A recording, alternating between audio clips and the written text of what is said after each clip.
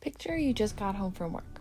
You're hungry, you want to eat dinner, and you open the fridge, but there's nothing to cook. My first solution? Grocery delivery. Convenience at its finest. It wasn't a very big order, just some essentials that I could eat throughout the week. But what a mistake it was ordering cans of food for my cats. The order arrived, containing many large brown bags. A lot more than I imagined would come. But why were there so many? Confused, I opened the bags, and each can I ordered came in its own separate bag. I felt guilty for wasting all these bags, ashamed I didn't go to the store, and disgusted at the company for letting this happen. It made me think about all of the other times I've gotten a package that uses a huge box for a tiny little product containing mostly packing materials of aerated plastic, wasting a box that could have carried more items and heavier items. How many trees have been cut down to manufacture this big box only to serve a purpose of delivering a small item? From there, they're thrown into a landfill or recycled into new cardboard, which ultimately lessens its durability.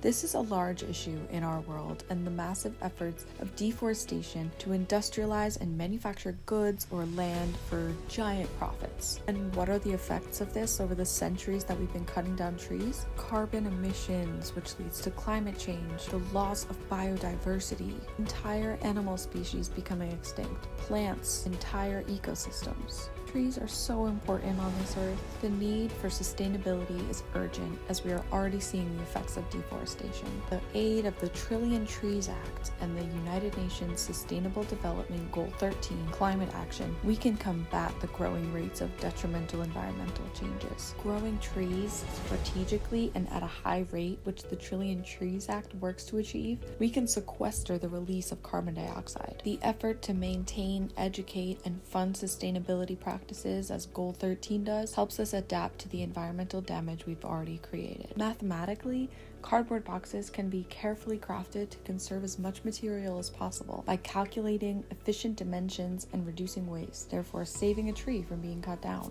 I did recycle those bags that day that my groceries were delivered. What could I have done with them? Perhaps wrap a gift, turn them into a paper mache and craft, or make a book cover. The next time I get home from work and find an empty fridge, I'll bring my reusable bag and go to the store, saving cardboard and paper, a tree, a forest, a species, and the earth.